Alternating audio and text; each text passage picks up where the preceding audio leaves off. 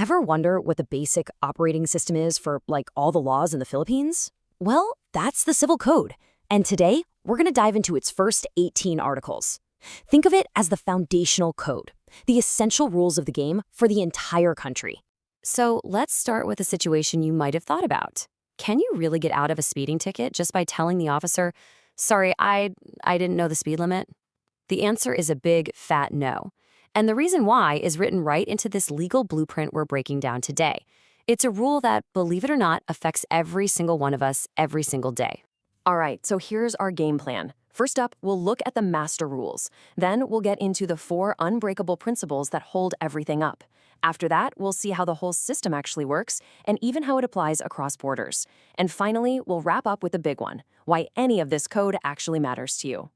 Okay, let's jump right in. Section 1. The law's master rules. So what exactly makes the Civil Code the master rules? Well, it has this really unique and powerful place in the whole legal structure. It's basically the final say when other laws are silent. Now, Article 1 is simple. It just gives the law its name. But Article 18, that's where it gets its teeth. Think about it this way.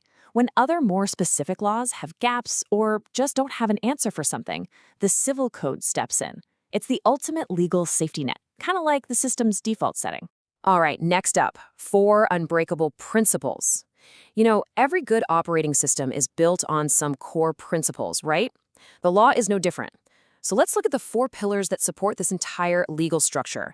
These are the absolute non-negotiables. So how does a law actually come to life? Really become official? Article 2 lays out this super critical process. A bill isn't law just because it's passed by the legislature. Nope. It has to be published, usually in the official gazette or a big newspaper. This is all about notifying the public. Only then, after a 15-day waiting period, does it actually become binding. The key thing to remember here, in this system, there are no secret laws, period. And this brings us right back to that speeding ticket. Article 3 is maybe one of the most famous principles in law. It basically says, ignorance of the law excuses no one. Think of society as a giant game. You're just expected to know the rules to play. Pleading that you didn't read the rulebook is never going to save you. So yeah, that ticket, you're not getting out of it. Now this one shows a real sense of fairness built right into the code. Article 4 is what I like to call the no time travel rule. Laws only apply forward. What that means is you can't be punished today for something you did yesterday that was perfectly legal at the time.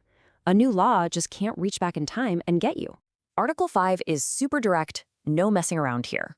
If you make a contract to do something that's illegal, well, that contract is legally void. It's like it never even existed.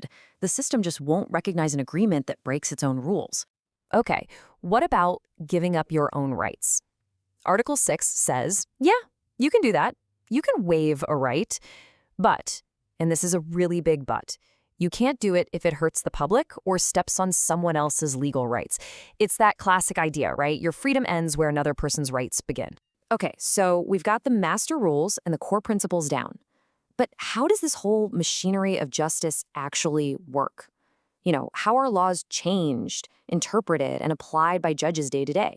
Let's get into it. So, according to Article 7, a law has a very formal life cycle. It can only be killed in 2 ways. Either by a brand new law that replaces it, or if the Supreme Court strikes it down as unconstitutional. Now here's what can't kill a law. People just ignoring it. Even if a law is super unpopular and nobody follows it, it's still on the books, still in effect.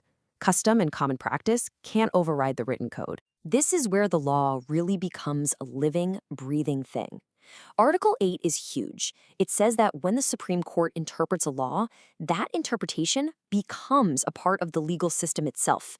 These decisions, they're called jurisprudence. They're not just opinions, they are binding law. So what happens when a judge gets a really tricky case where the law isn't clear?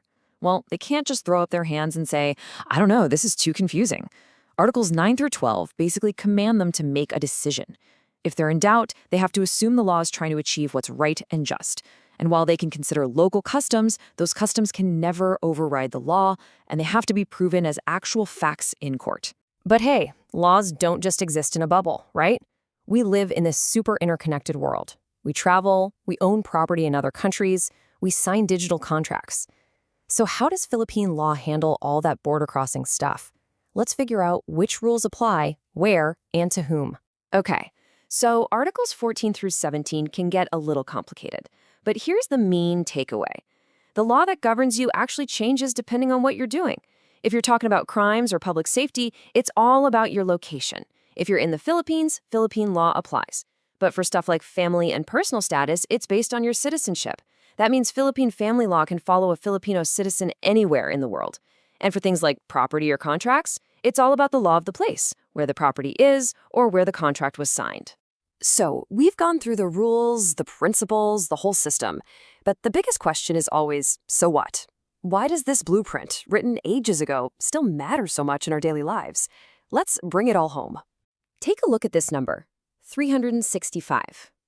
What is it? Yeah, it's the days in a year, but it's more than that. For all legal purposes in the Philippines, it is the definition of a year. That comes straight from Article 13 of the Civil Code. The code also defines a month as 30 days and a day as 24 hours. It's the perfect example of how this text provides the absolute bedrock definitions for the entire system. All right, so if you take away nothing else from this explainer, please remember these 4 things. 1. The Civil Code is the ultimate legal safety net. 2. I didn't know is never a valid excuse. You are always expected to know the law. 3. Laws can't go back in time to punish you for past actions. And 4. The rules that apply to you can change depending on where you are, what your nationality is, and what you're doing. But here's a final thought for you. These rules were written for a totally analog world. As our lives move more and more online into a reality without clear borders, which of these principles do you think faces the biggest challenge? Is it the rule about where a contract is made when you just click I agree online?